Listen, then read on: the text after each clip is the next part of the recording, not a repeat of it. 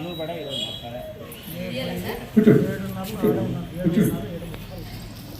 తీసేస్తామని next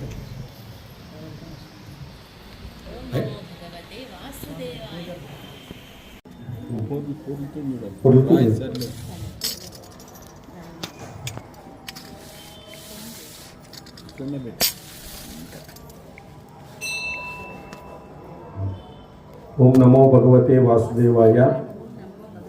Karthika పురాణంలో మనము ఈరోజు ఒక మంచి కథను చెప్పుకుందాం. ఇక్కడ మామూలుగా కార్తీక మాసంలో ఎద్దులకు అచ్చు వేస్తారన్నమాట. ఆ అచ్చు వేయడం వల్ల ఏమవుతుందంటే గోమాతలు గర్భవతులుగా అవుతాయన్నమాట. గోమాతలు ఎద్దుకు గర్భధానం చేయడానికి గోవులకు గర్భధానం అవకాశం అనేటువంటిది కల్పడం జరుగుతుందన్నమాట.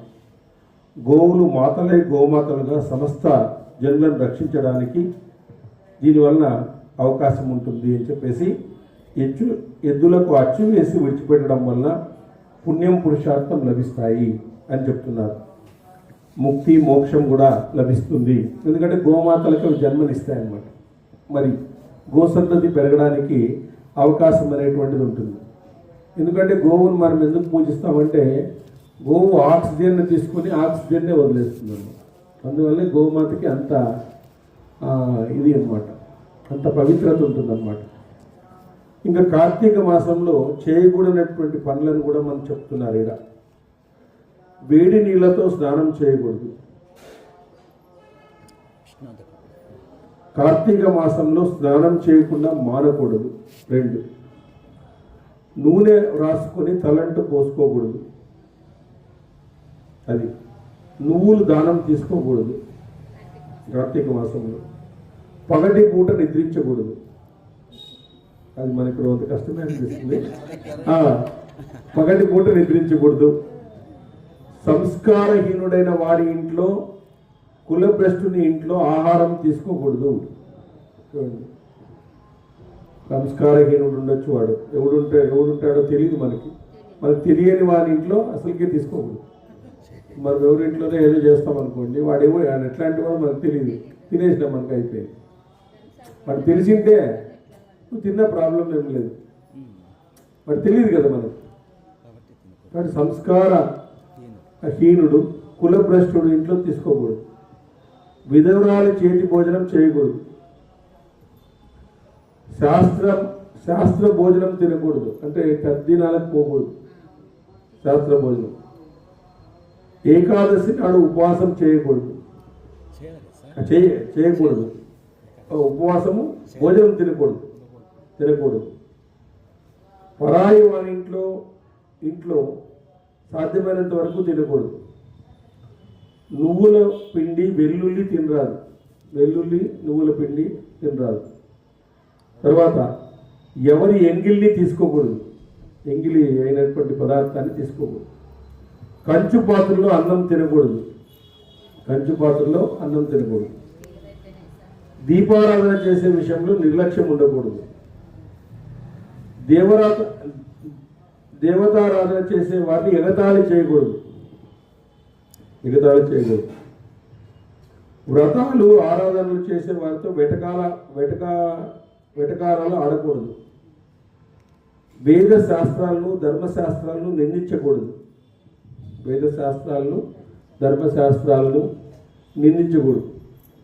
మన కొన్ని ధర్మశాస్త్రాలు నిందిస్తాం. వాళ్ళు ఏదో బుక్కులు చదువుతారు, రాజు చదువుతారు. అవన్నీ ఏమైనా చదువుకోవాలి, నీకే వెళ్ళాలని ఊరికే ఉండాలి. ఈ కార్తీకంలో ఈ నియమాలు పాటించినటువంటి వాడు మోక్షాన్నే పొందుతాడు. కాబట్టి ఇతిహాసాల్లో మానవుడు చేయవలసిన చేయకూడని పనులు చెప్తుంటారు.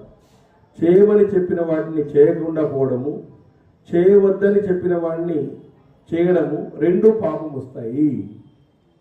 చేయమని కొన్ని చెప్పినారు, అవి చేయకుండా ఉంటారు. చేయకూడదు అని చెప్పింటారు, కొన్ని చేస్తారు. ఇదే మన రివర్స్. మన దేశంలో ఎట్లంటే ధర్మాన్ని తెలుసుకునే వాళ్ళు ఎక్కువైనారు, ఆచరించే వాళ్ళు తక్కువైనారు.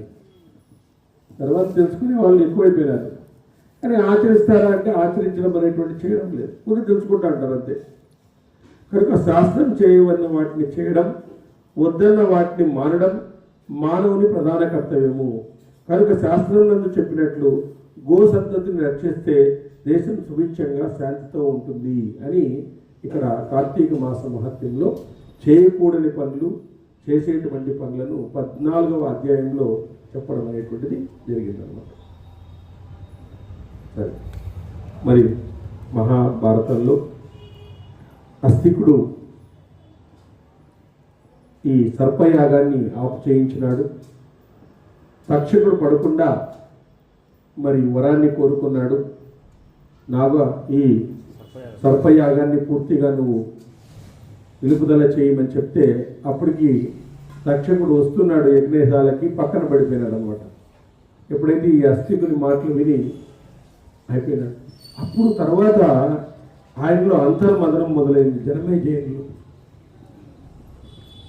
ఇప్పుడు సర్పయాగం ఆఫ్ చేసినానా, నేను గొప్పవాడిని అయినానా అని అడిగాడు. ఏమయ్యా, ఒక తక్షకుని కోసము అన్ని లక్షల ప్రాణాలను నువ్వు చంపినావు కదా, నీకేమీ పశ్చాత్తాపం కలగడం లేదా అని అడిగినాడు అన్నమాట అస్తికుడు. అంటే ఆయన మనసులో ఉందన్నమాట. అప్పుడు జనమేజయుడు అనేటువంటి వాడు అస్తికుడు యాగాన్ని ఆపు చేసి సర్పాలకు మేలు చేసినాడా, నాకు అమృతం పోసినాడా అని ఆయనలో మదనం మొదలైందని. మొదలయ్యి మరి ఎన్నో ధర్మాలను అందరూ చెప్పినారు కదా, మరి పాండవులే ఎందుకు వాటిని పాటించినారు, కౌరవులు ఎందుకు పాటించలేదు? ఒకే ఇంటి వాళ్ళు అయినప్పటికీ కూడా వాళ్ళు పాండవులు అంత గొప్పవాళ్ళు అయినారు వాళ్ళు ఇవన్నీ పాటించి. కౌరవులు ఎందుకు ఆ విధంగా భ్రష్టత్వం పొందినారు అంటే వీళ్ళ స్వభావంలో తేడా ఉందా, ఇంట్లో ఉండేటువంటి ధర్మ సూక్ష్మాలు ఏవి? ఇప్పుడు నేను ఆస్తికుడు స్టాప్ చేయమంటూనే చేసేసినాను. కానీ ఆ రోజు ద్రోణుడు చెప్పినా, కర్ణుడు, భీష్ముడు చెప్పినా, సంజయుడు చెప్పినా, విదురుడు చెప్పినా వాళ్ళ మాట కొంతమంది మాటే వినలేదే. ఏమిటి కారణం? దీంట్లో ఏమన్నా ధర్మ సూక్ష్మాలు ఉన్నాయా? ఇది స్వభావం వల్ల వినడం లేదా? ఇంకొక రకంగా ఏమిది, దీంట్లో ఉండేటువంటిదంతా కూడా మనం తెలుసుకోవాలా అని అంతర్మదనం మొదలైందంట జనమేజయంలో. ఆ వ్యాసుడు అనేక విషయాలను వాళ్ళకి చెప్పినాడు, అనేకమైనటువంటి ధర్మాలను చెప్పినాడు. మరి పాండవులే ఎందుకు విన్నారు? రాజ్యం కోసం అన్ని వదిలేసినాడు. మరి ఈ మంచి మాటను అనేటువంటిది ఎవరైనా చెప్పినప్పుడు, మనం ఏదైనా ఒక సంఘటన జరిగినప్పుడు ఆ సంఘటనని మనం ఆలోచించాలి, ఎందుకు ఈ విధంగా జరిగింది. అట్లా ఆలోచించేటువంటి వాడే అభ్యున్నతి పొందుతాడు. మంచి మాటలు చెప్పినప్పుడు వినేసి ఏదో చెప్తారులే అని వదిలేసినామనుకోండి, నీ యొక్క ఆధ్యాత్మిక ప్రయాణము వేస్ట్, ఇంకా నువ్వు స్టాప్ చేయి. కాబట్టి మనం ఏం చేయాలంటే, మనం అభ్యున్నతి పొందాలంటే గొప్ప గొప్ప వాళ్ళు గొప్ప గొప్ప ధర్మాలను చెప్తారు అన్నమాట. ఆ గొప్ప గొప్ప ధర్మాలను మనం పాటించినప్పుడు ఏమవుతుందంటే మనలో నిజమైనటువంటి ఆధ్యాత్మిక అనుభూతి కలుగుతుంది, ఆనందం కలుగుతుంది, మన మానవ జన్మకు ఒక పవిత్రత కలుగుతుంది, ఒక మానవ జన్మ పుట్టినందుకు సార్థకత కలుగుతుంది. లేకపోతే మనకి జంతువుకి పెద్ద తేడా లేదు. అనేక మంది అనేక ధర్మాలు చెప్తే మరి దుర్యోధనుడు వినలేదు, పాండవులు త్యాగం చేసి వినేస్తున్నారు వాళ్ళు, మరి ధన్యజీవులు అయిపోయినారు వాళ్ళు. మరి అలాంటప్పుడు పాండవులే ఎందుకు విన్నారు, కౌరవులు ఎందుకు వినలేదు? ఎందుకు ఆ విధంగా వాళ్ళు అంత ధర్మాన్ని ఎందుకు పట్టుకున్నారు? అసలు ధర్మం అంటే అంత అత్యున్నతమైందా, అంత అర్థవంతమైందా, అంత ప్రకాశవంతమైందా, అంత గొప్పదా? అది ఏమిటది అసలుకి? దాంట్లో ఉండే సూక్ష్మమేమి? దాన్ని పట్టుకోవడం వల్ల వాళ్ళు ఏ విధంగా వాళ్ళు ఆనందంగా ఉండగలిగినారు? పాండవులు కష్టాలను ఎట్లా అనుభవించినారంటే ఆనందంగా అనుభవించినారు. అంటే కష్టాలను వాళ్ళు ఆనందంగా తీసుకున్నారు, ఎప్పటికప్పుడు పరిశీలన చేసుకున్నారు వాళ్ళు. ద్రౌపది అనింది, ఏమయ్యా ధర్మరాజా, ఏమి ఏటేటో చెప్తావు నువ్వు ధర్మాలని, మనం హాయిగా ఉండేవాళ్ళని ఈ అడవుల్లో వచ్చి పడతాన్నమే, ఏమిటి ఇదంతా, ఏం విచిత్రం ఇది, మీలో అందరినీ సంహరించే గుణం ఉంది, వాళ్ళందరినీ మనం సంహరించవచ్చు. అట్లాంటి బలాఢ్యులు నా నా భర్తలుగా ఉన్నారు. భీముడైతేనేమి, అర్జునుడైతేనేమి, వీళ్ళంతా మామూలు మనుషులు కాదు కదా. ఈ ధర్మం ధర్మం ధర్మం అని పట్టుకొని అరణ్యాల పాలు చేసేస్తే ఏమిటిది అంటే అప్పుడు చెప్తాడు ధర్మరాజు చెప్తాడు, దీన్ని పట్టుకోవడం వల్లనే మనము కొన్ని వందల సంవత్సరాలు మనము ఈ విధంగా మంచి వ్యక్తులుగా ఉన్నాము. దీన్ని పట్టుకోవడం వల్లే మనలో ఈ విధమైనటువంటి పరిణతి అనేటువంటిది లభిస్తుంది, ఈ పరివర్తన అనేటువంటిది లభిస్తుంది. కాబట్టి దీన్ని పట్టుకోవాలా, సహనం ఉండాల, మనలో భూతదయ ఉండాలా. భూతదయ అంటే అమృతంతో సమానం అంటది. దయ ఉండిందనుకో నీకు అమృతంతో సహనం అంటుంది. సహనం ఉందనుకో అది అమృతం అంట. అసలుకి నీకు సహనం ఉంటే అమృతం అంటది. దయ ఉంటే అమృతంతో సమానం అంట. నువ్వు స్వర్గంలో ఉన్నట్లే దయ ఉంటే. కాబట్టి ఆ విధంగా సహనము, దయ ఇలాంటి వాటిని గురించి ధర్మరాజు చెప్తాడు. వాళ్ళకి అనేక మంది ఉపదేశిస్తారు. ఈరోజు అజ్ఞాతవాసంలో ఇంత ఆనందంగా నువ్వు ఉన్నావంటే ఈరోజు నువ్వు పట్టుకున్నటువంటి ధర్మమేనయ్యా నిన్ను కాపాడుతుండేది. అధర్మానికి ఎప్పుడైనా చిక్కులు తప్పవు. ఇప్పుడు మొగ్గ పండు అవుతుంది, పండు కాయ అవుతుంది, కాయ పండు అవుతుంది. అది ఆ కాలం వచ్చినప్పుడు అది అయ్యే అవుతాయి. నీ సత్కర్మ నీకు ఖచ్చితంగా ఫలితాన్ని ఇస్తుంది అంటాడు ఆయన. నీ సత్కర్మ ఈరోజు చేసే సత్కర్మ నీకు ఈరోజు ఫలితాన్ని ఇవ్వకుండా పోవచ్చు, కానీ అది వెయ్యింతలై నిన్ను కాపాడుతుంది, నీకు ప్రొటెక్షన్ అవుతుంది. అది నువ్వు ఎప్పుడు భయపడొద్దు అని చెప్పేసి ద్రౌపదికి ఉపదేశాన్ని చేస్తాడు. మన సత్కర్మలే మనకు కాపాడుతాయి అని చెప్పేసి ఆ విధంగా మన మీదకి వస్తుంది అని చెప్పేసి ఆ విధంగా చెప్తాడన్నమాట. అంత అంతర్మదనం మొదలైంది జనమేజయంలో. నేను ఆస్తిక మహర్షి చెప్తూనే స్టాప్ చేసినాను, కానీ కౌరవులు ఏమీ మాటలు వినలేదే. అందులో వాళ్ళు ఎందుకు వినకుండా పోవడానికి కారణమేమి, వీళ్ళు వినడానికి కారణమేమి, స్వభావ రీత్యా ఏమన్నా ఉందా, ఇంకొక రకంగా ఏమైనా ఉందా, ఏమిటిది, దీంట్లో సూక్ష్మాన్ని నేను తెలుసుకోవాలా, చెప్పు, ఇవంతా నాకు, అవన్నీ నాకు చెప్పు, ఈ ధర్మాలన్నింటినీ నాకు చెప్పు, నేను వినాలా. ఎప్పుడైతే ఆ క్వశ్చన్ వచ్చిందో మహాభారతం ప్రవచనం అయిందన్నమాట. అంతవరకు మహాభారతం ప్రవచనం కాలే, గ్రంథ రూపంలో ఉంది. ఎప్పుడైతే వైశంపాయనుడు ఆ విధంగా అడుగుతూనే, ఇప్పుడు కదయా నువ్వు దొరికినావు, ఇప్పుడు కదా నువ్వు దొరికిండేది. ఎందుకంటే అర్జునుడు అన్నింటినీ విన్నాడు, అర్జునుడు చెప్పిందంతా విన్నాడు శ్రీకృష్ణుడు. సో ఇప్పుడు కదా నువ్వు పడిపోయినావు, ఇప్పుడు కదా నీకు క్వశ్చన్ మొదలైంది. ఇప్పుడు నేనెవరు అంటే కొన్ని వేల గ్రంథాలు వచ్చినాయి నేనెవరు అనేదాన్ని. ఆ క్వశ్చన్ రావడమే దానికి కారణం. ఆ క్వశ్చన్ రావడమే అన్ని గ్రంథాలు రావడానికి కారణం. అంటే ఒక ప్రశ్న నుంచే సమాధానం పుడుతుంది. అందుకే మనం మన జీవితాన్ని ఎప్పుడు ప్రశ్నించుకుంటూ ఉండాలి. ఎందుకు ఈ విధంగా అయింది, ఎందుకు ఈ విధంగా అయింది, దీంట్లో నేను పట్టుకోవాల్సిందేమి, పట్టుకోకూడదేమి, ఏం చేయాలి నేను అని చెప్పేసి మనం అంతర్మదనం చేసుకుంటూ ఉండాలి. ఏదో ఒకటి చేసేసి అయిపోయింది అని చెప్పేసి వెళ్ళిపోకూడదు. మనం ఈ గ్రంథాలు అవి అట్లాంటి అంతర్మదనం చేసే వాళ్ళకే ఈ గ్రంథాలు అమృతంతో సమానం. అట్లాంటి అంతర్మదనం చేసే వాళ్ళే గొప్ప వ్యక్తులు అయిపోతారు. వాళ్ళు చెప్పేటువంటి మాటలకి మంచి విలువ కూడా ఉంటుందన్నమాట. రేపు పొద్దున వాళ్ళు చెప్పేటువంటి మాటలకే ఎంతో విలువ ఉంటుందన్నమాట. కాబట్టి ఆ అంతర్మదనం మొదలైంది. ఇక్కడ సౌనకుడు అంటున్నాడు, ఉగ్రశ్రవ భృగువంశం దగ్గర నుంచి భారతోపాఖ్యానం నువ్వు చెప్పావు, అప్పటి నుంచి చెప్పావు, నువ్వు ఎన్నో మందికి చెప్పావు. ఇదంతా కూడా నాకు చాలా సంతోషంగా ఉంది. ఇంకా వ్యాస మహర్షి చెప్పిన కథలన్నీ యథాతథంగా వివరంగా నాకు చెప్పయ్యా. ఎందుకంటే అక్కడి నుంచి పాండురాజు నుంచి అర్జునుడు వచ్చినాడు, అర్జునుడు నుంచి అభిమన్యుడు వచ్చినాడు, అభిమన్యుడి నుంచి పరీక్షిత్ వచ్చినాడు, పరీక్షిత్ నుంచి జనమేజయుడు వచ్చినాడు. ఈ కాలం అంతా ఎన్నెన్నో జరిగినాయి. ఇవన్నీ నాకు చెప్పు, ఏమిటిది, ఈ విధంగా ఎందుకు అయింది, అంత బల పరాక్రమం కలిగినటువంటి పాండవులు ఆ అరణ్యవాసానికి అజ్ఞాతవాసానికి ఎందుకు పోయినారు, వీళ్ళందరూ కూడా ఎందుకు ఆ ధర్మము పట్టుకోవాలని వాళ్ళకి ఎలా అనిపించింది, ఎవరు వాళ్ళకు ఉపదేశించినారు, ఇవన్నీ నాకు చెప్పయ్యా, చాలా ఇదిగా ఉంది. ఎందుకంటే ఆ విధంగా వ్యాస మహర్షి చెప్పిన కథలన్నీ నాకు యథాతథంగా చెప్పు, ఇది ఇతిహాసము, ఇది జరిగినది ఇతిహాసంగా ఉంది కాబట్టి అనంతమైనటువంటి ఈ సర్పయాగంలో కర్మాంతరాల్లో సదస్యుల్లో మధ్య జరిగినవి ఉన్నది ఉన్నట్లుగా నీ ముఖం నుంచి నేను వినాలనుకుంటున్నాను చెప్తున్నాడు. కర్మాంతరాల్లో వేదస్థితులైనటువంటి కథలు చెప్పారు. అందులో వ్యాసుడు చెప్పిన చిత్రమైన కథ భారతం. నేను చెప్పినటువంటిది చిత్రమైన కథ భారతం. శౌనకుడు ఇలా అన్నాడు, జనమేజయుడు అడిగితే వ్యాసుడు మహాభారత కథను కర్మాంతరాల్లో వినిపింపజేశాడు. పాండవుల కీర్తిని ప్రకటించే పుణ్య కథను శాస్త్రోక్తంగా నేను వినాలని ఉంది. సజ్జనోత్తమ, నిర్మలుడైనటువంటి వ్యాస మహర్షి యొక్క మనసు అనే సముద్రం నుంచి వెలువడినది కథ. సముద్రం వలె ఈ కథ కూడా రత్నాలకు నిలయంగా ఉంటుంది.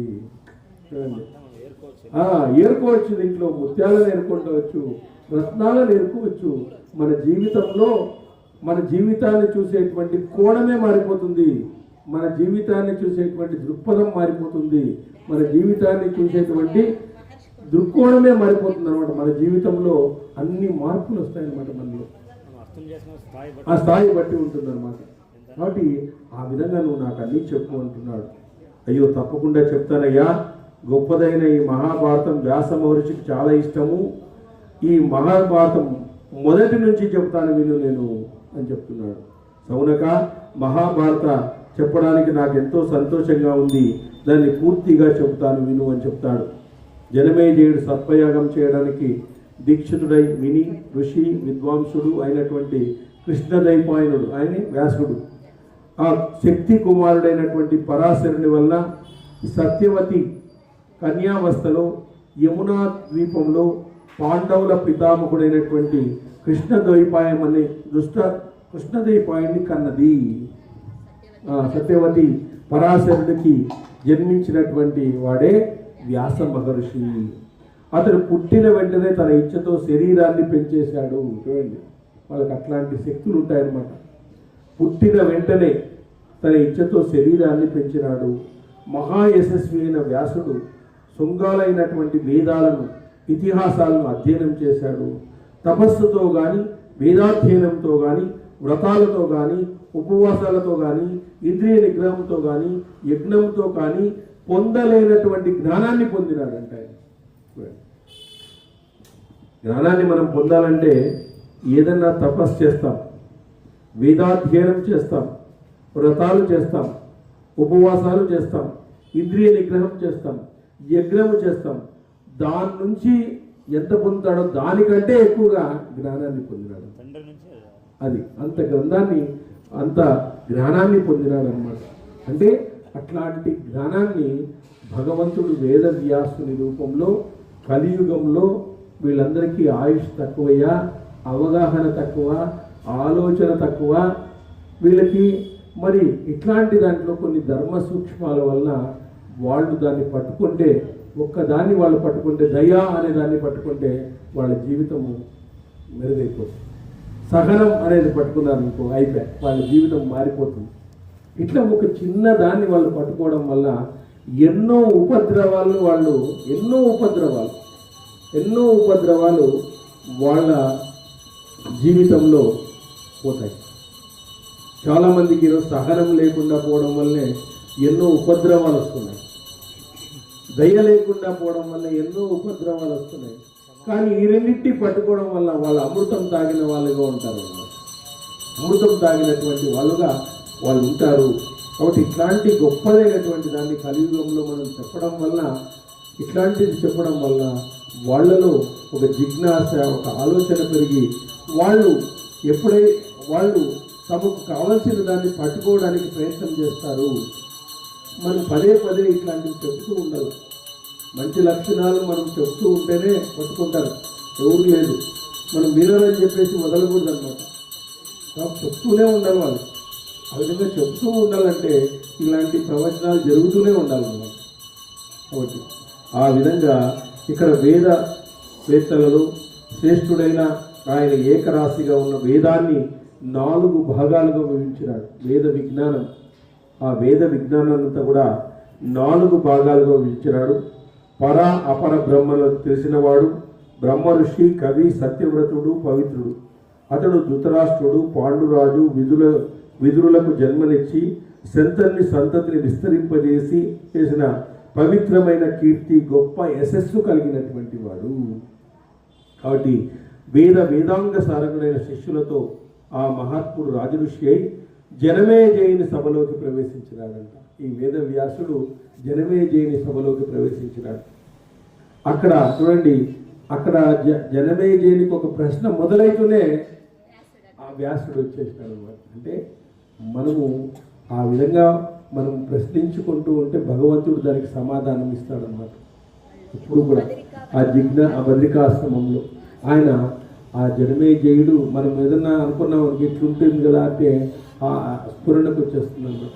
ఆ విధంగా అతడు మూర్త భాషుడైనటువంటి ఆయన జనపదాల్లో రాజులలో యజ్ఞాష్టమంలో నేర్పరులైన ఋత్వికులతో యజ్ఞవాటికలో పరివేష్టించి ఉన్నాడు. అక్కడే ఉన్నాడు, అసలు యజ్ఞం జరిగేటప్పుడు కూడా అక్కడే ఉన్నాడు. వేదవ్యాసుడు అక్కడే ఉన్నాడు అనమాట.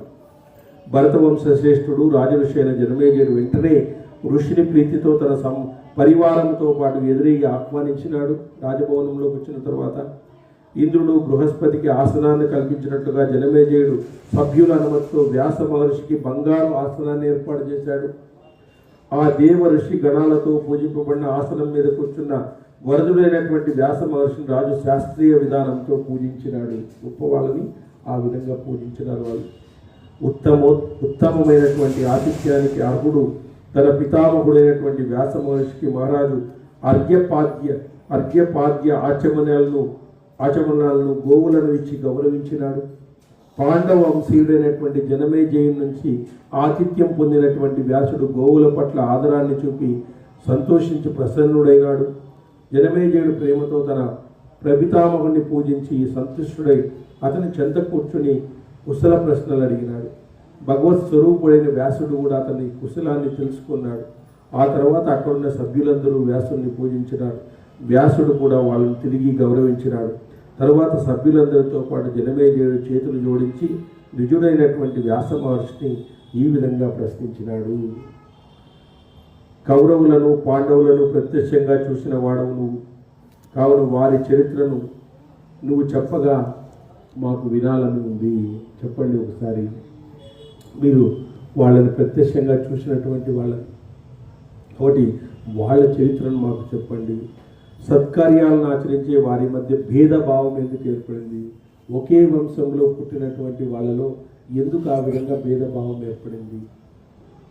ఒకే ఇంట్లో పుట్టినటువంటి వాళ్ళందరూ కూడా అన్నదమ్ములుగా పుట్టినటువంటి వాళ్ళు, ఏమిటి ఇంత స్వభావ వైరుధ్యం ఎందుకు ఉంది? మరి ఎందుకు ఆ విధంగా అయింది? ప్రాణుల వినాశనానికి కారణమైన అంతటి మహాయుద్ధం ఎలా జరిగింది? ఒక చిన్న దానికోసము మహాయుద్ధము వచ్చేసింది.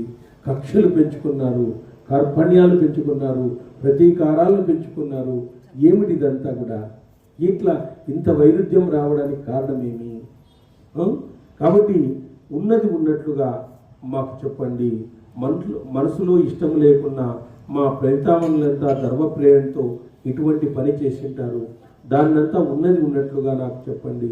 అతని మాట విని కృష్ణదైపాయనుడు తన చెంత కూర్చున్న శిష్యుడైన వైశంపాయన్ని ఆజ్ఞాపించినాడు. చెప్పయ్యా నువ్వు అని చెప్పేసి వైశంపాయన్ని ఆజ్ఞాపించిన శిష్యుడు, వ్యాసుడి యొక్క శిష్యుడు వైశంపాయనుడు. అప్పుడు వ్యాసుడు ఇలా అన్నాడు, మునుపు కౌరవ పాండవులకు భేదం ఎలా పడిందో అదంతా నా దగ్గర నువ్వు విన్న విధంగా వారికి చెప్పు.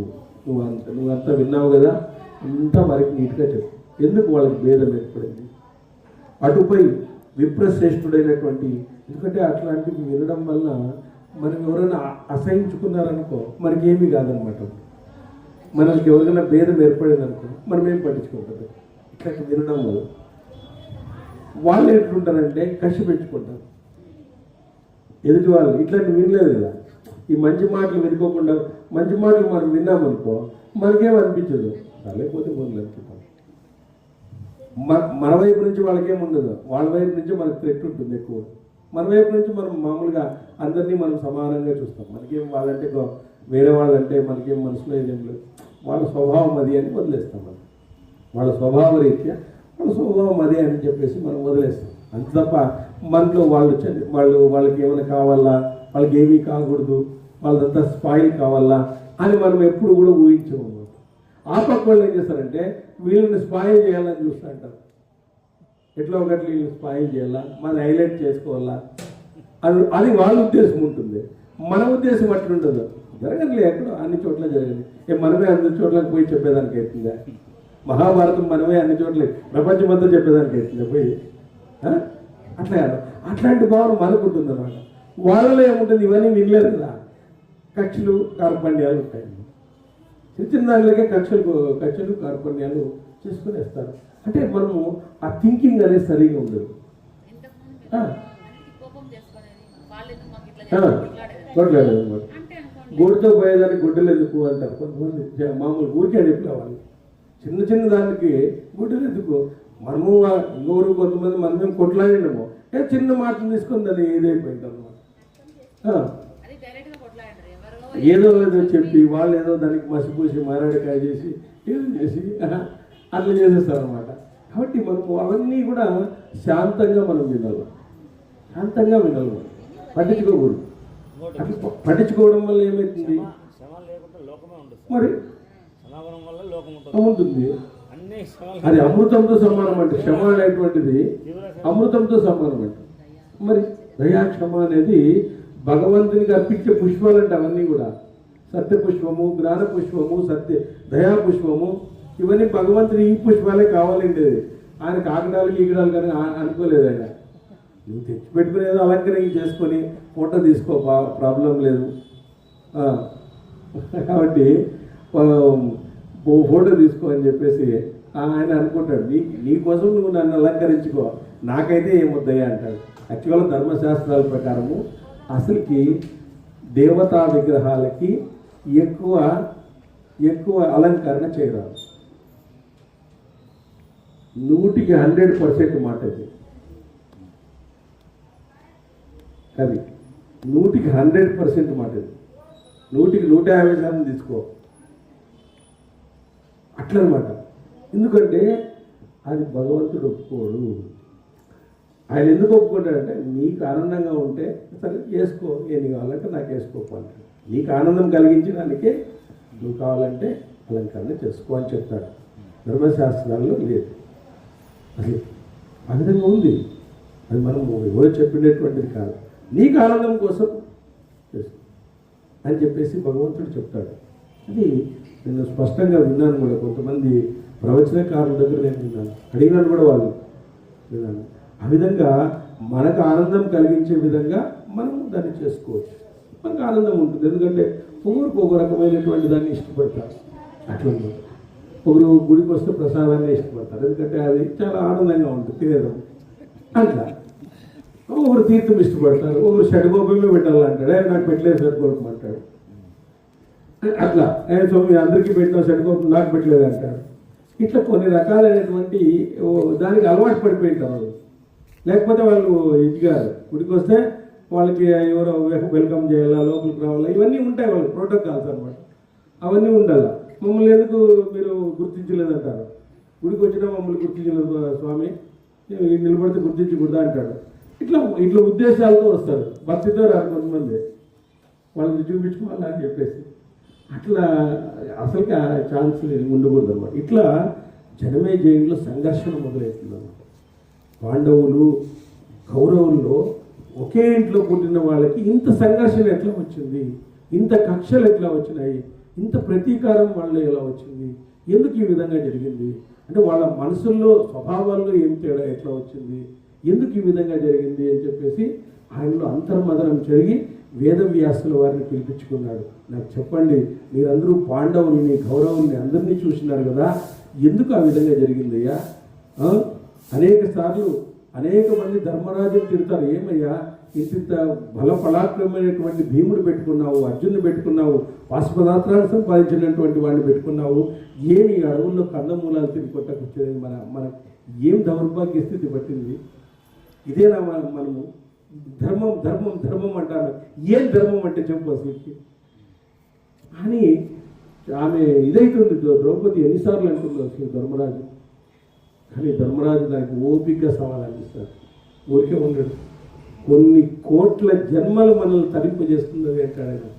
కొన్ని కోట్ల జన్మలు ఈరోజు ఆ ధర్మాన్ని విడిచిపెట్టినటువంటి వాడికి ఒక్క జన్మలోనే 84 లక్షల జీవరాశులు వెనక్కి వెళ్ళిపోతాడు వాడు, గుర్తుపెట్టుకో అని చెప్తాడు అన్నమాట. ఒక్క జన్మలోనే వాడు దుర్యోధన చచ్చిన మరుక్షణం నీ యొక్క జన్మ డిసైడ్ అవుతుందట.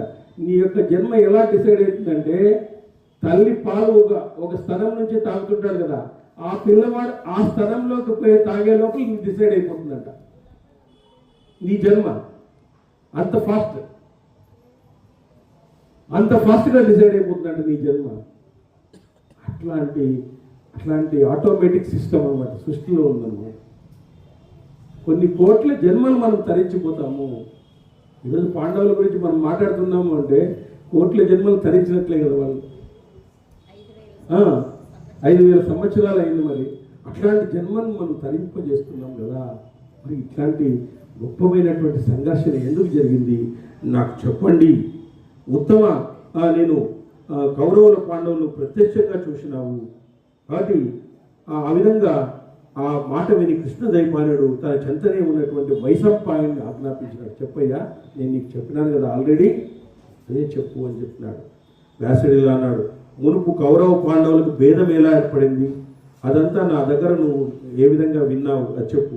అటుపై విప్రశ్రేష్ఠుడైనటువంటి వైశంపాయనుడు గురువు మాటను పాటించి జనమేజయునికి తక్కిన సభ్యులందరికీ కురు పాండవుల కలహము, వారి సర్వ వినాశనము మొదలైన ప్రాచీన ఇతిహాసాన్నంతా కూడా పూసగుచ్చినట్లు ఆయన చెప్పడం అనేటువంటిది మొదలుపెట్టాడు. ఈ విధంగా చేయడం అనేటువంటిది జరిగింది. ఓకే, హరి ఓం స్వస్తి.